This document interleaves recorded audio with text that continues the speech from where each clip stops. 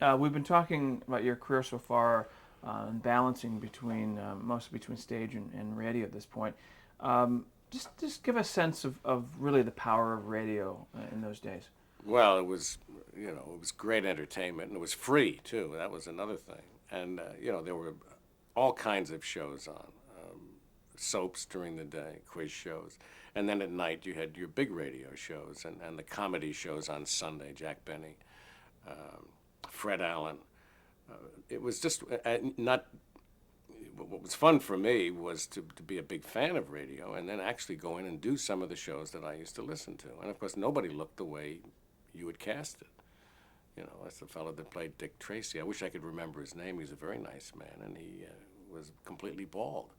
And Cliff Carpenter, who played Terry in the Pirates, which was one of my favorite shows, was a guy about 5'6", instead of being this real hero. And there was a lot of that. And then when you got into nighttime radio, you had a lot of the big movie stars would come in and do it, and do reenactments of plays and also movies. I worked with Dick Powell. They did a thing on Gettysburg on DuPont's Cavalcade of America. And we did an episode like I Remember Mama, only it was called Citizen Mama. It was an extension of the play I Remember Mama, where Mama wants to become a citizen. And that was played by Irene Dunn, the actress. I did a radio show with John Garfield, Myron McCormick, who was a big Broadway actor at that time, William Powell, and Ruth Hussey. But a lot of them would come in, and a lot of them were a little afraid of radio. As I said, I was, in a sense, because I like to rehearse a little bit. And these, other than the show like Cavalcade of America, where you did have rehearsal, a lot of the other half-hour shows like Gangbusters and you just went in, read the script, ran it a few times, and went on the air. And that used to scare me a little bit.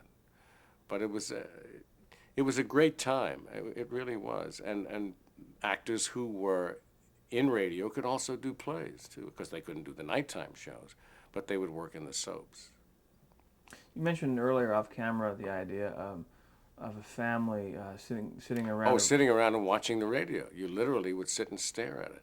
And some of the radios had this eyeball that you would tune so that you would get it as close as you could, and that would be the best reception. And because we only had AM, too, then. And then FM came in, which was completely commercial free. And one of the big things, I thought my father was going to march into New York and beat up somebody, because WHN, I believe it was, did the Dodger games on radio. And if the Dodger game was not finished by 5 o'clock, they would bring on a music show. And if you didn't have FM, you couldn't hear the end of the Dodger game. Well, I tell you, there was a riot in St. Albans about that. And then finally, I forget who it was, what music. It wasn't the Milkman's Matinee, that was on at night. But it was one, Make Believe Ballroom, I think it was. And boy, he was in trouble. Let's talk about Captain Video. How did your role come about on that? A wonderful woman who cast all the shows at Dumont, Elizabeth Mears, called me. And I had done a couple of other shows before then at NBC and that little show at Dumont that I'd done. She called me to audition for the Magic Cottage, Pat Michaels show. And when I went in, I auditioned, and that was a week's work. You did the show for a week. And then she called me and she said, there's something coming up next week that I think would be better for you. And that was Captain Video. And I remember Ben Cooper and I, an actor that has made quite a few films and did a lot of radio. Benny and I both auditioned for Captain Video. And then we went to see Gunga Din together and went to the movies. And then when I got home, they called me and said they want you to go in again. And the next day I went in and I got the job. But Liz was just terrific. She kept more actors, especially the guys coming back from the war, And there was no money in television. We didn't have a union. So you got $25 an episode is what we started at. And we didn't get a union in television. I think it was 51, maybe 50, maybe a little earlier than, I'm not sure when, and we almost went out on strike. There was a TV authority that came in for a minute, and then AFTRA, the radio union, AFTRA, became American Federation of Radio and Television Artists, and they got a contract together, and we started to make at least more than $25 a day. But the other thing was, it was a show that people could do, like Steve and Elliot, like Dick Coogan. Dick was doing, working with, he was in Diamond Lil with Mae West. After we get off the air at 7:30, and 8 o'clock in those days was half hour. And he'd get to the theater and do his play every night, and then come in to be Captain Video during the year and a half that he was on it. So a lot of almost all Broadway actors would do the show for a fast $25 and still could make half hour.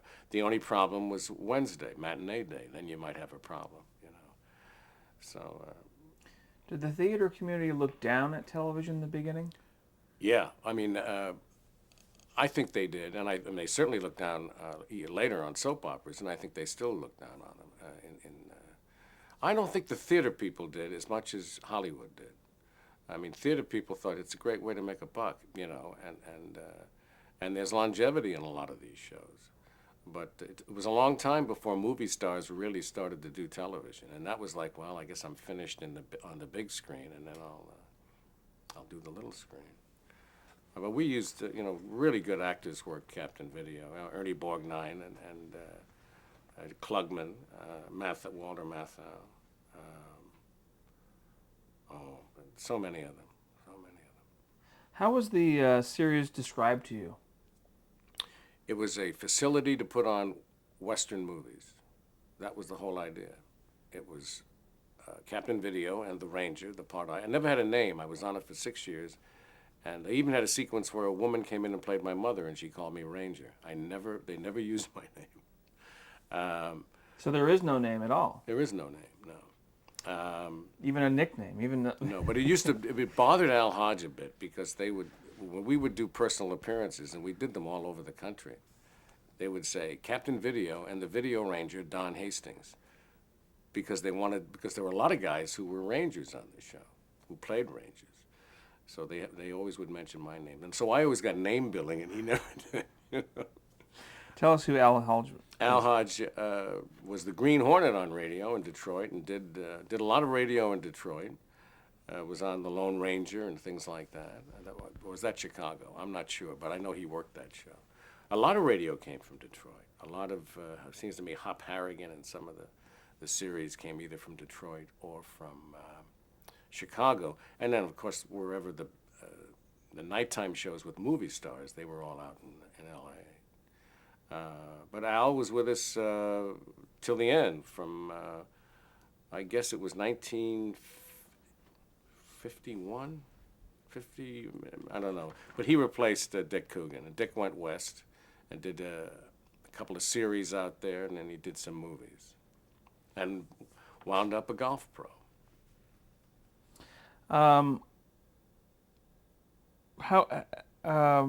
Describe the concept of the show. Besides, and I know that it evolved over the years. Yeah. Describe the concept of the show. Give us, Well, give us a sense of the story. it was literally to show these old black and white movies, and we would say, Captain Video would say, Ranger, we have to check on our secret agent in Arizona, Hoot Gibson, and they would go from this modern whatever painted sets. We didn't have a lot of money in those days. The scenery budget for Captain Video was $15 a week, and you couldn't carry it over. So they used all these old sets and whatever. So you either blew your $15 or forget it. So all of our weapons and stuff came from the automobile department and Wanamaker's department store. You know, tailpipe extensions, and a stick was the atomic rifle and things like that. And the Opticon scalometer, which is something you could see people hundreds and thousands of miles away. But we then the camera would dolly into like a test pattern, and they would run this old black and white movie. And then they would interrupt it, go back to the live drama part of the show, and then some other time during that episode, you would get back. In the course of 1 week, we would show a Western. And it made no sense whatsoever. I mean, absolutely no sense. But that's what, M.C. Brock, who conceived Captain Video, and Jim Cadigan. Cowboy movies were the biggest thing, so that was his way of showing it. And then finally, they decided that the movies became less and less, and then finally they eliminated the movies completely, and we just did a half-hour live show every day. And then it went to 15 minutes, probably in about 1953 or somewhere around there. So originally it was how long? Half-hour show. And what time of the day? It was on from 7 to 7:30. It's considered the first science fiction. I guess it was. Buck Rogers came on about a year after us.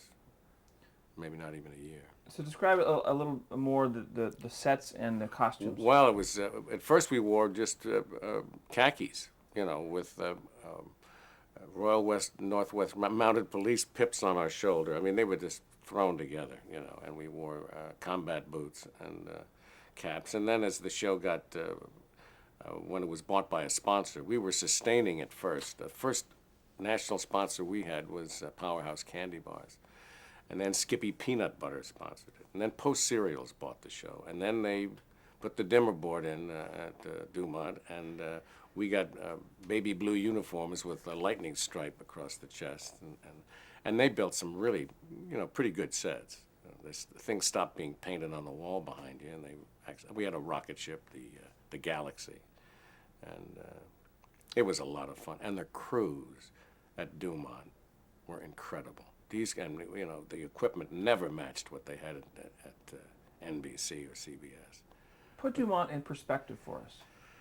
Wow. Well, it was. It started Jackie Gleason's his comeback or whatever. After he left Hollywood with Cavalcade of Stars. There was a show called Cavalcade of Bands.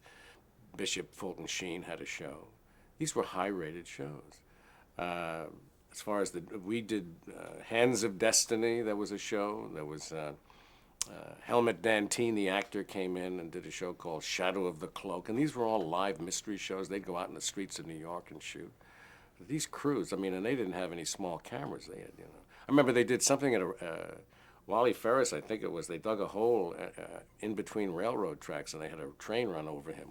He was down there with a camera in some episode of some wild mystery. But Anna May Wong came in and did a show. I can't remember all of them, but it was a big network, and it was a very popular network. But it never had the financial backing, I guess, that NBC had. And even, ABC was a mess in those days, too, when the government split the Red and the Blue Network into two separate networks. They went through all kinds of growing pains before it became ABC that we know today. So it's really NBC, CBS, and Dumont, but it was and there were the four networks, and then Westinghouse got involved, and then the story that Dr. Goldsmith told you about Paramount coming in and really wrecking the network, I guess. Describe working with Richard Coogan. He was nuts. He was absolutely, great. He could imitate anybody, and we had more fun. Just because the scripts were, we would get the script the day we were going to do it and learn it. Where most people would want it a week before or whatever. You become very fast at it because you're doing one every day. And Al and I did the same thing, but Coogan was really a character and a funny guy, and we had a great time. Al was much more staid, very nice man, and but did not have the silliness factor that Coogan had, which I really liked. Why did he leave the show in 1951? To tell you the truth, I don't know. I think they let him go. That was my recollection. And I came in one day and he wasn't there, and then he went to the coast. And I don't know whether it was a money thing or what, but he was gone, and for about, maybe 6 weeks, and then Al came in. Did Coogan seem was he unhappy? Was there some discussions about You know, I creative? was a kid, and you know, I was about 16 or 17 years old when he left, probably 16, and I was just disappointed, you know, because we had such a good time together. And but I really have no idea whether he just said, you know, either you give me more money or I leave, because we weren't making it. He left before the union came in, you know. So we'd get $25, but because we were the leads, we got $15 extra every time they ran a commercial. So we were really rolling in dough. So of the half-hour show, um, how much of that was a commercial? Not much commercial, but a lot of the cowboy film. You had the cowboy film probably about 10 minutes, two segments, maybe 6 minutes each or 5 minutes each. Plus, there weren't many commercials, so or they would be public service announcements, is what you did at the end. You know, if you didn't have a sponsor. And then there might be it might be three commercials, but they were short. You know, and then when Post came in, they were a lot more organized, and they got an opening, a closing, and then there would be a commercial in the middle. Why was it shot at Wanamaker's? Do you know? You know, I don't know why. It was the studio. What the studio was an organ recital, like amphitheater. Not an amphitheater, but there was a balcony around it and the floor, and they had these big pipes. They were still there when we did the show. And people would go in while they were shopping and sit down and listen to a guy play the organ. And Dumont had that facility when I did that show in 46 or 47, the travel show. Then they had facilities at 515 Madison Avenue. And then they had, later on, they had the Ambassador Theater and the Adelphi Theater. And then they built the Telecenter on 67th between 2nd and 3rd. And that's where we wound up Captain Video. And that's where Fox is today. And the Ambassador is back being a legit house, and the Adelphi was torn down. So is it just those two locations that Captain Video was shot in? Yeah. What was the basic schedule? Originally, because I went to school, I guess we would probably meet about 2 o'clock in the afternoon. You know, it's funny. I'm very vague about that. I remember originally, it seems to me, it was about 1 o'clock or something like that. And then when post serials, and then you would do you would read it, make any changes, block it, and then go on the set and rehearse. And then we had to get out of there because there were other live shows in our studio. There was the Magic Cottage went on right before us, and Chuck Trainham's show, Manhattan Spotlight, came on right after us. So these cameramen would do 3 live shows in a row. They would just swing the chariots, as they call them, around. That's before they had the pedestal dolly. At least we didn't have the pedestals. And they'd be on the air, and then some nighttime show would go on at 8 o'clock. The Plainclothesmen or something. These guys worked, I mean, all day long, rehearsing in between and shooting shows live. They were great. They were just incredible. When Post Serial took over the show, we would meet at the Ambassador Theater in a rehearsal situation, read it, probably meet about 11 o'clock, and then break for lunch, and then go down to Wanamaker's and shoot it in Wanamaker's, or go on the air in Wanamaker's. Who was Coogan involved at all on the script? No, none of us were. M.C. Brock was the head writer, and then when Frank Telford, who was quite a well-known director and did a lot of craft theaters and Robert Montgomery Presents and things like that, when Telford came in, he hired guys who were really well-known science fiction writers. I remember Carrie Wilbur was one. Another guy was George Lothar. But they would write 6-week sequences. You had a story that would wrap up usually in about 6 weeks. And then the cast would change, except for Fred Scott, who was the announcer. Bob Pfeiffer was the original announcer, and then Freddie came on. And then Freddie also was on camera, too, playing a ranger. He would then introduce the film. When we didn't do it, he was Ranger Rogers or something, and he would say, we have to check in on Tim Holt, who's went from a rocket ship to some guy in a stagecoach. It really made a lot of sense. Well, so he had a name. He had a name. I never got a name. Larry Menken. Yeah, he wrote. He didn't really write episodes per se. There were times that his name would appear on the scripts, but I think they were like if the scripts were short or something, he would write something. So Cadigan was the. Cadigan was the boss, and Al Hollander was another one of the officials at Dumont. What name just crossed my mind about Menken? There was somebody else / Menken, I forget, but he was around Dumont, and he did a lot of writing, I guess, but he really wasn't one of our writers, per se. What about Charles Polachek? Charlie Polachek was the first producer, and he was an opera buff or something and wrote operas, I think, in Chinese or something. Charlie was with us for probably first couple of years. You know who else? David Lowe directed the show, who then went on to CBS Reports and was a big CBS producer. Really a terrific guy, really good. So Polachek didn't direct? Yes, he was a director. Excuse me. Polachek directed, and then Larry White directed with Polachek. I'm trying to think who the producer was. I have a feeling that Charlie did both kind of. He was a producer and director as well. Yeah. And then Larry, who used to be the AD on the show, left to get away from the show. And then when Post Serials bought it, Benton and Bowles was the agency. They put him back on the show.